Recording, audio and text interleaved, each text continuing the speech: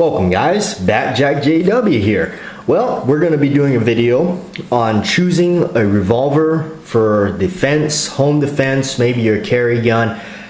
It's a topic that definitely goes back and forth, going from semi-auto to revolver. And wait, why do I have a semi-auto in my hands? We're going to start off by talking about a couple of things. Well, some people say maybe a revolver is a better choice for their wife, their girlfriend, their other buddy that maybe has a disability to his hands. Maybe you just can't rack the slide. Those are some of the cautionary things. I noticed that the new shooters are, not to be sexist, some of the women, they can't rack the slide. So maybe they go for a revolver. Well, here are some of the things to think about in revolver world. And as you guys know, been around my channel, I'm a revolver guy. I love revolvers. So let's start off with maybe the smallest revolver. This is a Smith Wesson Model 36, but of course there's about a billion different makes and models of different ones, but this is the smallest, usually the size you see, aside from a Derringer. This is a small framed revolver. It's a 5-shot 38, and you know, maybe this would be an option. Some of the things to think about is that trigger pull. Can they actually pull the trigger? You know, back to regards to racking the slide on a semi-auto, are they able to actually pull the trigger on one of these firmly and correctly? I see a lot of the they go, and then they just give up and they let it down. Well, now they've actually thrown the cylinder out of index, and if you notice, now, okay, now it's back locked up. Now, if you've gotten to a point where you fired a couple of rounds and now you're just getting tired, and you just give up. And now, who knows? Are you going to go backwards and now index over, maybe skip a round? Are you gonna, maybe you shot up these two, but then now you're ready for the next one, but then you couldn't pull the trigger all the way? Maybe it goes back one, and now your next round is going to be a click because you've re-indexed it to a different round because you gave up on pulling the trigger to its full extent there. Okay, some of the things to think about. The dangers of people in the grip on a semi-auto doing the old cross thumbing. That actually does come from the old revolver days, because that didn't matter on a revolver if you cross thumbed. On a semi-auto, you're gonna basically you're gonna do it once and you might learn your lesson. Hopefully you do. Basically, you can see what happens when that slide comes back to pick up the next round. You're gonna take the top of your thumb right off. But the same dangers can happen with a revolver. But you're saying, well, there's no slide on a revolver. What are you talking about? Basically the end of the cylinder where the bullet is going to go into the barrel and meet up with what is known as the forcing cone on a revolver. Well, there's quite a bit of gas that escapes from there, and if you per se have any part of your hand, or you know, maybe you're shooting it this way, you're going to blow your hand apart. It's going to be pretty badly hurt, and you're definitely going to need medical attention. So anyway, those are some of the dangers and things to think about when you're choosing that revolver for that person, or of yourself. Maybe you might want to think about that. Different revolvers are going to have different trigger pulls. This one's pretty stout for a little gun. And if you're going with a hammer option, if it's not double action only, meaning there's no hammer to cock back and you can only pull the trigger, are you able to actually pull that hammer back? Looks fairly easy on video, but it is quite stout. There is quite of a weight to pull back there. All right, so size. There's one size of a short barrel snubby, and here's another size. Now this is a Colt, and it's a little bit bigger. Now it's holding 6 shots. Same principles apply. Okay, let's look at another different size. Here's a Smith Wesson Model 10. Now it's a 6-shot, and that's even bigger. That's a K-frame. So that's a lot of different weight and mass in comparison to this smaller J-framed Smith & Wesson.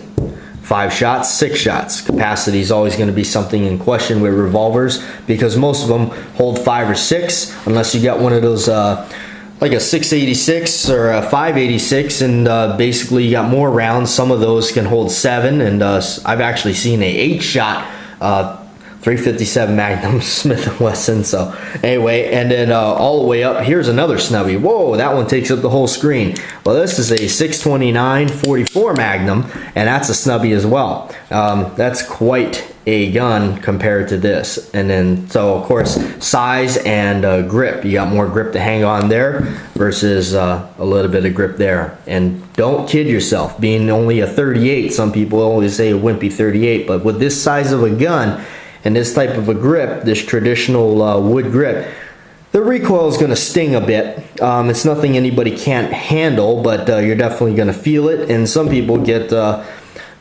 pretty beat up from it if definitely you're going out shooting a few boxes of the stuff. So, all right, now we got the snubbies out of the way. Let's actually move them out of the way so we can get to some other revolvers. And that other revolver would be the classic 4-inch barrel. We're moving up in size to more of like what they call a full-size revolver.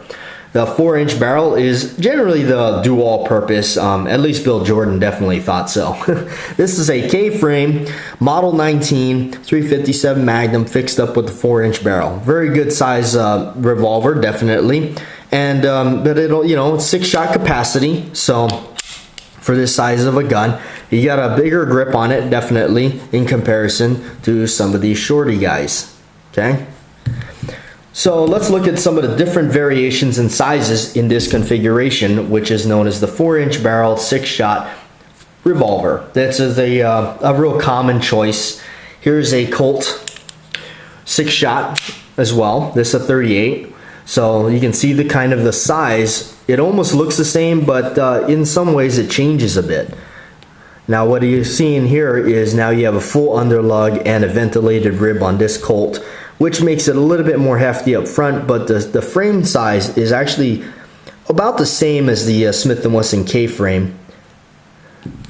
And then let's look at the Model 15. It's another 4-inch barreled 38 K-frame. It's slightly different because it doesn't have quite as much other features that make it bulkier. This one, you can see the barrel is a little bit thinned out, and doesn't have quite a full underlug like this one does, and no ventilated rib, and it's not quite as beefy as the Model 19, although they're the same frame size, same barrel length, same capacity, although the caliber is not the same. But that's the beauty of a 357. You can also shoot 38s, versus if you just buy this one with 38s, you cannot shoot the 357 Magnum. But if you're not actually going for shooting Magnums, then it doesn't matter. But either way, that's kind of a look at some of the same frame sizes, same barrel length, but you can see the different bulkiness that they all feature. Of course, the grips can be interchanged with other types of grips. These are mostly what they is known as the square butt, kind of a wider grip, and you can see they're pretty much the same. As barrel lengths change as well, you can take a look at here. We have a 6-inch barrel.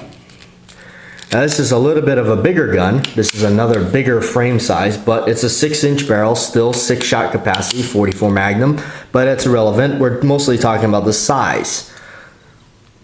There you have the 4 and the 6. And for kicks, let's go back and look at the 2. So you have 2, 4, and 6. If you want to go in between with the 3, there you can look at the 3. 2, 3, 4, and 6. Well, let's take it a step further and let's look at an even bigger barrel length with an 8. 6-shot, 44 Magnum with an 8-inch barrel. It almost doesn't even fit in the frame here.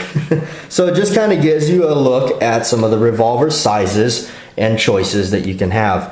So back to, again, you can see, as an example, going back to here, the trigger pull, double check. We always double, triple check. You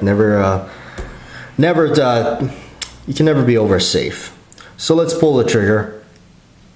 It's got quite a trigger pull, I'll admit, for a little gun.